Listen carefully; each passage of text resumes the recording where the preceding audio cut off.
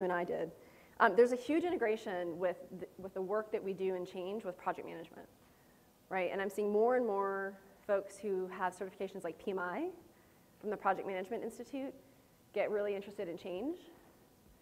A lot of change leaders are actually already PMI folks, have been project leaders, but really like the people side because they've been burned too many times by it and they want to kind of get it right from that perspective.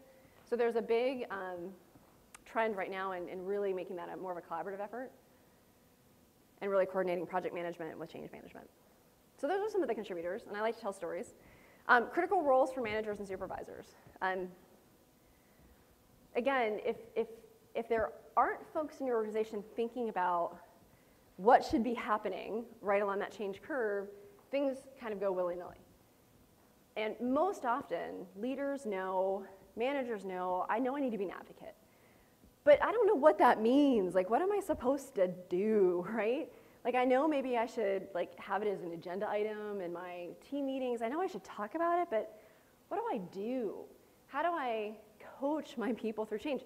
So more and more what you're seeing the trend is organizations going through training courses like this, right? Training courses called Leading Through Change, right? Half-day courses for employees the whole way up to executives. And we've been doing a lot of this work in the last 2 years because it's recognized that it's critical for kind of sponsors slash managers slash supervisors to help their people through this change curve, right? So what do we ask them? Well, we ask them to communicate. We ask them to be an advocate.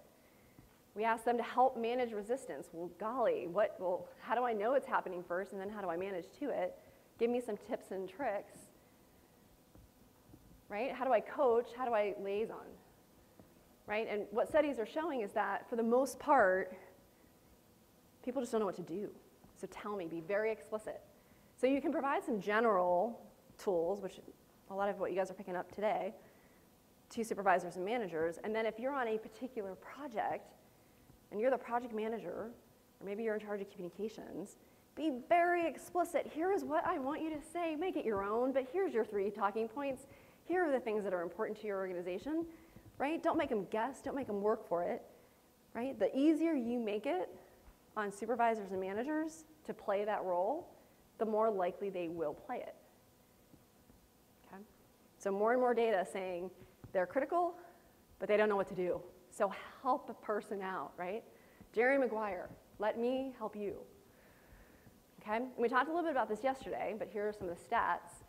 When you think about who matters in communication, right? Who are the important senders of information? From an employee perspective, year after year, the data continues to tell us if it's about the bigger kind of why, right? If it's about more that organizational side of change, right? If you think about the left-hand side, I likely want to hear it from a leader, right? Someone with authority in my organization.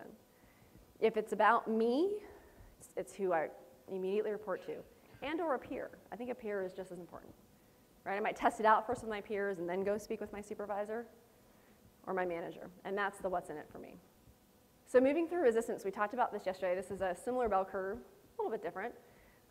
Resistors, those kind of 80% that fall in the middle, the acceptors, and your supporters, your advocates. And one of the words that we used yesterday was influencers. And that really resonated with me, especially with this morning's keynote. It's those trusted people, right, in the organization, those peer-to-peer that I think are so very important. And they're